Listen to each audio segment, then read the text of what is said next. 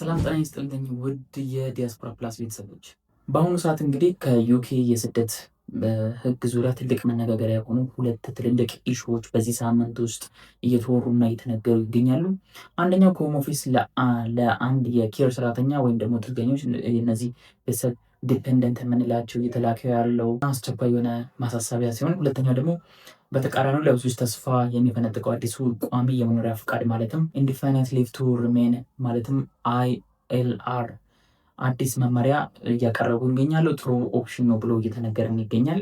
ሌላኛው አስጊና በጣም እያስደነገጠን የሚገኝ መጀመሪያ ላይ ነገርኳችሁ የሆም ኦፊስ ጉዳይ ነው። በሆም ኦፊስ በኩል የሚመጡ ደብዳቤዎች አሉ። በጣም አስደንጋጭ ደብዳቤዎች ናቸው። በጣም ረዥም ዓመት የቆዩ PR ያገኙት ላይ ራሱ በጣም ትልልቅ የሆነ ኢሹ እየጫነባቸው ይገኛል። ከነዛ መካከል እንግዲህ ሰብሰብ አድርጌ ይዤላችሁ መጥቻለሁ። ይህ ቪዲዮ እንግዲህ ረዥምና ለእያንዳንዱ ዝርዝር ሕግ የምናይበት ስለሆነ እስከ መጨረሻው ድረስ በትዕግስት እንድትከታተሉን በአክብሮት እንጠይቃለን። ምክንያቱም መሀል ላይ የምታሳልፏት አንድ ትንሽ መረጃ እንግዲህ በዩኬ የመኖር እድላችሁ ላይ ቪዛችሁ ላይ ትልቅ ተጽዕኖ ሊያሳድር ስለሚችል እስከ መጨረሻው በመከታተል እንድትወጡ ኃላፊነታችሁን እንድትወጡት እንላለን። ለዚህ ቻናል አዲስ ሆናችሁ ካላችሁ ሰብስክራይብ በማድረግ ቤተሰብ መሆን ትችላላችሁ። ይህን ቪዲዮ ደግሞ ከመጀመራችሁ በፊት ላይክ አድርጋችሁ ጀምሩ። ይህን ኢንፎርሜሽን መስማት አለባቸው ብላችሁ ለምታስቧቸው ወዳጅ ዘመዶቻችሁ ደግሞ ሼር በማድረግ በዋትሳፕ በቴሌግራም እና የተለያዩ ፌስቡክ ግሩፖች ላይ ፖስት በማድረግ እንድትተባበሩን እንደ ዲያስፖራ ፕላስ እንጠይቃችኋለን። ወደ መጀመሪያው ርዕሳችን ስንገባ እንግዲህ በአሁኑ ሰዓት ዩኬ ማህበረሰብ ውስጥ በተለይም በኬር ሰራተኞች ላይ ትልቅ የድንጋጤ ኢሹ የፈጠረ አስቸኳይ ጉዳይ አለ። ማለት እንግዲህ ከሆም ኦፊስ አካባቢ ደብዳቤ ብዙ ወገኖቻችን ላይ ኮምፕላይንስ ሌተር ወይም ደግሞ ኖቲስ ቱ ኢንቴንሽን ቱ ከርተል ቪዛ የምንለውን አስደንጋጊ ደብዳቤዎች እንግዲህ እየደረሷቸው ይገኛል። ግማሹ በኢሜይል ግማሹ በፖስታ ቤት እየደረሰው ይገኛል። ይህ ደብዳቤ ምንድን ነው?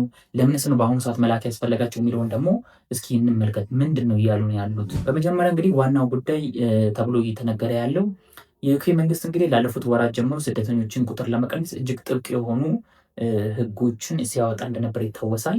ያም የሆነበት ምክንያት እንግዲህ ከዚህ ቪዲዮ በፊት ሁለተኛው ቪዲዮ ላይ ሰርቼላችሁ ነበር። የአውሮፓን ህብረት እንግዲህ ተሰብስበው በጣም ብዙ ዲሲሽኖች እየሰጡ ነበር። በ418 ድምፅ የረቀቀ ትልቅ ህግ ነበር። ምክንያቱም እነዚህ አሳይን የሚጠይቁ ሰዎች ላይ የሚመጣ ኢምፓክት ወደዚህኛው ነገር ሽፍት እያደረገ ይገኛል። በአሳይልም ጉዳይ ላይ ያሉ ሰዎች ባመጡት በእንደዚህ አይነት መዘዝ ምክንያት እንግዲህ ወደዚህ ትልቅ እነዚህ የኢሚግሬሽን ኢሹዎችን ወደ ማጽዳት እየሄዱ ይገኛሉ። ስለዚህ እዚህ ነገር ላይ ትልቅ ጥንቃቄ እንድትወስዱ እንጠይቃለን ማለት ነው። አሁን ደግሞ ተግባር ላይ ገብተዋል። ይህንን ነገር ሪሞቭ ወደ ማድረግ ማለት ነው። በሆም ኦፊስ በኬሪየር ዘርፍ የተሰማሩ ሰራተኞች እንግዲህ ይዘዋቸው የሚመጡ ላይክ ጥገኞች፣ ባል፣ ሚስት ሊሆን ይችላል፣ እህት፣ ህፃናት፣ ልጆች፣ የተለያዩ በጣም ብዙ የዘመድ አዝማድ ሊሆን ይችላል የምታመጡት ወደዚህ ሰው ራሱ የነዛን የቪዛ ሁኔታ እንግዲህ ከፍተኛ ደረጃ ላይ እየመረመሩት ይገኛሉ። ኦልሬዲ እነሱ እያያዙት ያሉት ይህንን ነገር ከሂውማን ትራፊኪንግ ጋር ስለሆነ እዚህ ነገር ላይ በስነስርዓት ልትጠነቀቁና ልትረዱ ይገባል ማለት ነው። እዚህ ምርመራ ወቅት እንግዲህ ዋናው የቪዛ ባለቤት ማለትም ሜን አፕሊካንት የምንለው ለምሳሌ እኔ ኬር ወርከር ብሆን እኔ ሜን አፕሊካንቱ የሆነ ሰው በተፈቀደለት የስራ ቦታ ላይ በተገቢው ሰዓት እየሰራ ካልተገኘ አሁን ለምሳሌ ወይም ደግሞ የቀጠረው ካምፓኒ ማለትም ስፖንሰሩ ፍቃዱ ከተሰረዘ ሪቮክ ከተደረገ ሆም ኦፊስ በቀጥታ ለቤተሰቦች ወይም ደግሞ ለወገኖቹ አገር ለቀው እንዲወጡ የሚያሳዝዝ ደብዳቤ እያዘጋጁ እንዲለቁ አድርገዋል። ይህም የመጣበት ምክንያት እንግዲህ አንድ ሰው ላይክ ኢሚግረንት እስከሆነ ድረስ እዛ ድርጅት ውስጥ ኢሚግረንት እንደሆነ እያወቀው ነው የሚሰራው እና እነዛ ድርጅቶች ላይ ደግሞ ትልልቅ ጫና እየደረሰባቸው ይገኛል ከአውሮፓ ዩኒየን። ስለዚህ እነዛ ድርጅቶች ደግሞ እናንተን ከስራ ማለትም እኔም ከስራዬ ለማባረር ወይም ደግሞ ለመቀነስ ትልቅ ኦፖርቹኒቲ ይኖራቸዋል። ላይክ ስለዚህ እዚህ ነገር ላይ መጠንቀቅ አለባችሁ። ህጉ ምን እንደሚል ማንበብ አለባችሁ።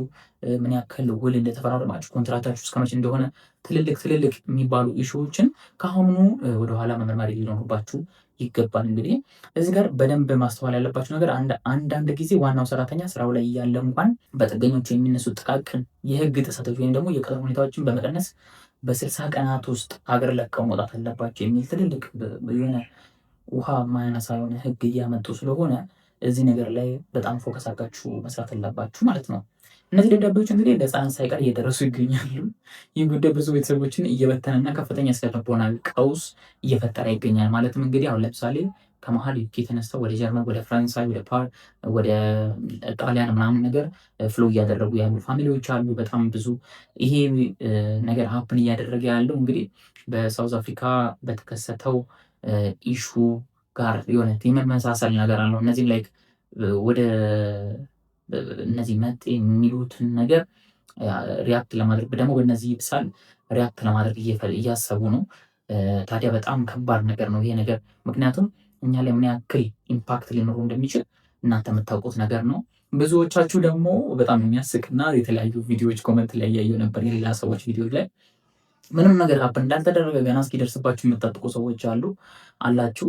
እናንተ ሰዎች በጣም መጠንቀቅ አለባችሁ። ቢኮዝ የሚፈጠረው ነገር ኤኒታይም አይታወቅም። በሰው ሀገር ሄዳችሁ እናንተ ናችሁ እነሱ ጋር የሄዳችሁት፣ እነሱ አይደለም እናንተ ሀገር የመጡትና በጣም ብዙ አትዳፈሯቸው። እንደ ሀሳብ እንደ ዲያስፖራ ፕላስ እንገልጽላችኋለን። ማስፈራሪያ አይደለም ወይ ሌላ ነገር አይደለም። ላይ ካለ አይደለ የምንቀርብበትን ፖዚሽን ማወቅ አለብን። የምንሰራበትን ህጉን፣ ደንቡን፣ እያንዳንዱ ነገር ማወቅ አለብን ማለት ነው። ታዲያ እነዚህ አይነት ደብዳቤ ሲደርሳችሁ ምን ማድረግ አለባችሁ? የመጀመሪያው ነገር እንግዲህ መደናገጥ በፍጹም መፍትሄ ሊሆናችሁ አይችልም። ሆም ኦፊስ እንዲህ አይነት ደብዳቤ ሁልጊዜም ቢሆን ምላሽ የምትሰጡበት የጊዜ ገደብ ያስቀምጣል። በዛ ጊዜ ገደብ ውስጥ ነው መመለስ ያለባችሁ። በዚያ በተሰጣችሁ ጊዜ ውስጥ እንግዲህ ህጋዊ ስደት ወይም ደግሞ አማካሪዎች ኢሚግራንት ሎየርስ በአስቸኳይ ማናገር አለባችሁ። ጠበቃችሁን ቶሎ ብላችሁ ማናገር አለባችሁ። እንደዚህ አፈናርጎብኛል ምናምን ብላችሁ በስነስርዓት ማስረዳት ማማከር ሊኖርባችሁ ይገባል። የካምፓኒያችሁን ስፖንሰርሺፕ የሰረዘባችሁ ሰዎች ደግሞ በ60 ቀናቶች ውስጥ ሌላ ስፖንሰር የሚያደርግ ካምፓኒ ቶሎ ብላችሁ መፈለግ፣ ያላችሁን ስኪል የተለያዩ ፖርትፎሊዮችሁን ቢውልድ ላደርጋችሁ ሊንክዲን ላይ የሚሆን የተለያዩት የምትሰሩባቸው ታይፖች አስባችሁ እነዚህ ነገር ቢውልድ ብታደርጉ በጣም በጣም በጣም አዋጭ ነው የሚሆነው ማለት ነው። በፍጥነት ፈልጋችሁ ካገኛችሁ ምሳየው እንግዲህ ይህንን ጉዳይ ቸል ካላችሁት ውጤቱ እንግዲህ ከሀገር ውስጥ መባረር ነው፣ ዲፖርቴሽን ነው። በቃ በጣም ብዙ ነገሮች ውስጥ ሊያመራ ይችላል። በኤንኤችኤስ ምክንያት ራሱ ከሀገር የተባረሩ በጣም ኢን ሚሊየንስ የሚሆኑ ፒፕሎች ስላሉ በጣም በጣም በጣም መጠንቀቅ አለባችሁ ማለት ነው። አሁን ደግሞ የሁሉ ቀውስ እየተከሰተ ባለበት ወቅት እንግዲህ ዩኬ መንግስት ላይክ ስለመጣው ትልቅ የፖለቲካ ለውጥ ይሄ ለውጥ በእኛ በስደተኞች ላይ ስላለው ተጽዕኖ እንነጋገር። አሁን ለምሳሌ ለትውልድ ኤርትራውያኖችም ሊሆን ይችላል፣ ለትውልድ ኢትዮጵያኖች ከካምፓላ የምትሄዱ ካላችሁ ኢትዮጵያውያኖች እነዚህ ነገሮች ላይ በጣም መጠንቀቅ አለባችሁ። እንግዲህ በዩኬ እንግዲህ በቅርቡ የጠቅላይ ሚኒስተር ከስልጣን መልቀቃቸው ይታወቃል። ያን ተከትሎ እንግዲህ አጠቃላይ የሀገሪቱ ፖለቲካ መስመር እንግዲህ የሆም ኦፊስ አቅጣጫ አዲስ ለውጥ ይታይበታል። አዲስ መንግስት ሲመጣ አዲስ ውል እንደሚሆነው በዛውም ልክ ለዩኬ አዲስ ገቨርንመንት ስለተሾመ ላይክ ኢሚግሬሽን ላይ ያሉ ሰዎች ይነሳሉ፣ ሙሉ ያሉ ሚኒስተሮች በጣም ብዙ ይለዋወጣሉ እና እዛ ነገር ላይ መጠንቀቅ አለባቸው።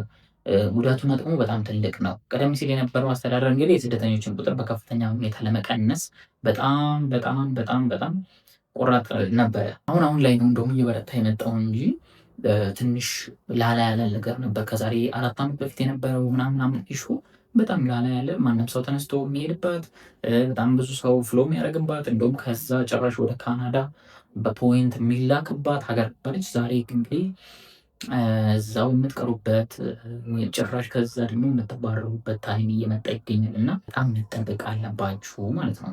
አንዳንዴ ደግሞ ሰብአዊ መብቶችን የማይመጥኑ ህጎችን ለማውጣት በዝግጅት ላይ ሊገቡ ይችላሉ። እነዛን ነገሮች ማሰብ አለባቸው። የዚህ ጠቅላይ ሚኒስትር መነሳት እንግዲህ እነዚህ ህጎች ሙሉ በሙሉ ተግባራዊ እንዳይሆን ወይም ደግሞ በድጋሚ እንዳይታይ ሪቪው እንዳይደረጉ ያደርገዋል። በጣም ብዙ ነገሮችን የተለያዩ ኮሚኒቲዎች የተለያዩ ሳይኖችን በማሰባሰብ ይጠይቃሉ። ያንን ነገር አክቲቭ ላይሆን ይችላል፣ በጣም ሊያስቸግር ይችላል። የአሁን መንግስት ገቨርንመንት እንግዲህ በጣም ብዙ ነገሮችን ዲሲሽን ሊሰጭ ይችላል ማለት ነው። በአሁኑ ወቅት እንግዲህ በሆም ኦፊስ ውስጥ ከፍተኛ የቪዛ ማመልከቻ ክምችት ማለትም በጣም ብዙ ሰነዶች ይገኛሉ እየተባለ እየተነገረ ይገኛል።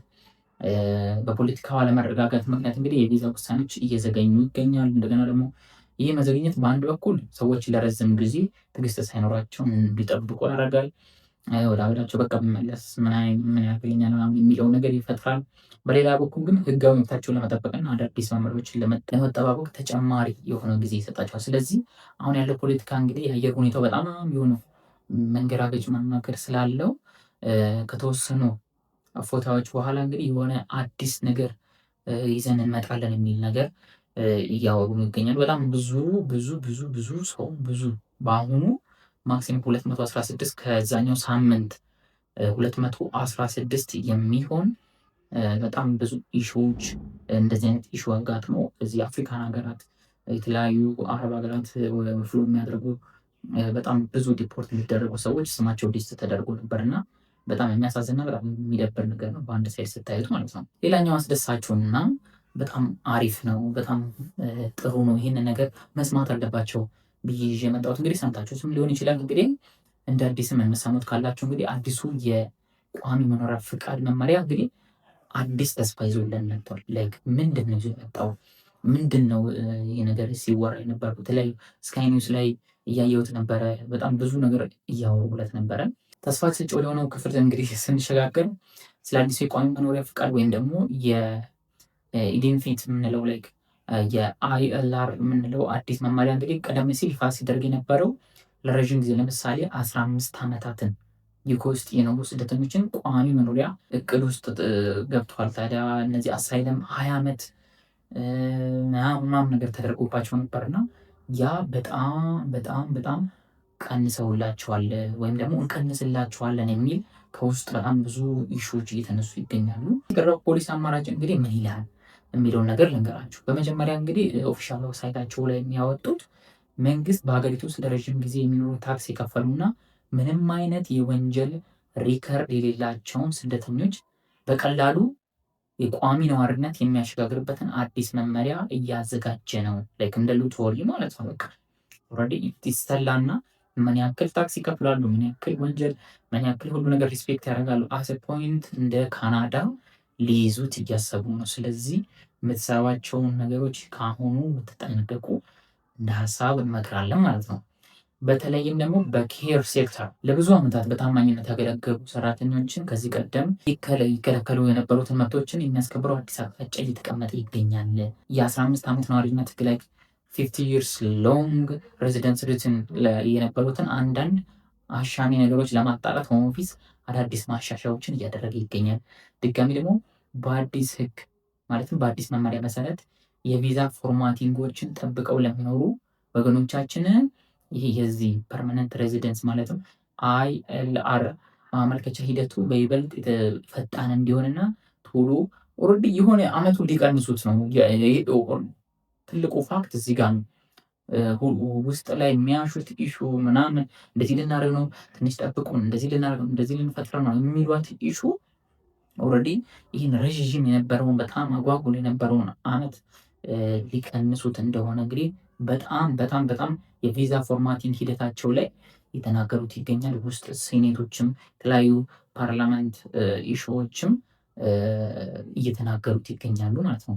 እዚህ ነገር ላይ ግን አሁን በጣም አስጊና አስፈሪ ነው ተብሎ የሚነገረው ላይክ የአውሮፓን ዩኒየን ዩኬ ገቨርንመንት ላይ የሚያደርገው ወይም ደግሞ የሚያደርገው ፑሽ የሚያደርገው ጫና ምናምን ነገር ከገባበት ነው እኛ ላይ ትልቅ የሆነ ማይሆን አዘቅት ውስጥ የሚከታ። ምክንያቱም ከነሱ ውጭ በጣም ብዙ ህጎች ምን እንዳይደረጉ ተደርገዋል። ራን እንዳያደርጉ ወይም ደግሞ በእነሱ ውጭ ታክሶች ምኖች ምን እኛ ብንከፍልም እኛ ባስቀመጥንላችሁ መሄድ አለባችሁ ብሎ ስለሚያስቡ እዛ ነገር ላይ ትንሽ በጣም የሚያሰጋ ነገር አለ። ግን አሁን ኬሮክሮች እና የተለያዩ ኢሹ የሚሰሩ ሰዎች ግን ይህ ነገር ሊቀንስላችሁ ይችላል እየተባለ ይገኛል። የዚህ ፐርማነንት ሬዚደንስ የምንለው ነገር ሊቀንስላችሁ ይችላል የተባለ የተለያዩ ጭምጭምታዎች አሉ። ኔክስት ዊክ አጣርቼም ቢሆን ይችላችሁ ይመጣልናል ማለት ነው። በአንድ በኩል ደግሞ ከሆም ኦፊስ የሚላኩ አስደንጋጊ ጥገኞች ማሳሰቢያዎች ስጋት ቢፈጠሩም፣ በሌላ በኩል ግን የአይኤልአር ማሻሻያ ትልቅ ተስፋ ይዞን ይመጣል የተባለም የተነገረ ይገኛል። የምትሰጠው መጨረሻ ትልቅ ምክር ምንድን ነው ብላችሁ ከነገራችሁ እንግዲህ ሁልጊዜም ቢሆን መረጃዎችን ትክክለኛነት ምንጮች ብቻ በስነ ስርዓት ስትሮንግ ናችሁ ጠብቁ። ዶየራችሁን ለማናገር ሞክሩ። ብዙ ጊዜ ዶየሮችን የምትንቁ ሰዎች አላችሁ። በጣም ዴዲኬትድ ሆኖ ስለሚሰሩ እነሱ በጣም ብዙ ሁሉ ነገር በችኮላ ስለማይካሄድ እነሱን ብታገናዝቡ እንደ ሀሳብ እንነግራቸዋለን።